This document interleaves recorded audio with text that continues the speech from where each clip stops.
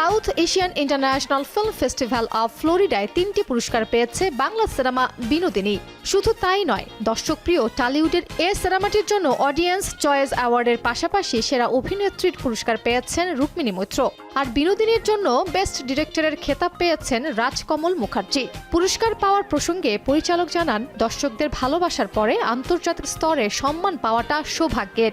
দর্শকদের রিয়াকশনগুলো পেয়ে যাবতীয় কষ্ট সার্থক হয়েছে বলে মনে করেন রামকমল। তিনি আরও জানান, সিনেমার পুরো ইউনিটের সবাই কঠোর পরিশ্রম করেছিল, তাই বেশ কয়েকটা বিভাগে এভাবে স্বীকৃতি পাওয়ায় দারুণ আনন্দিত এই পরিচালক।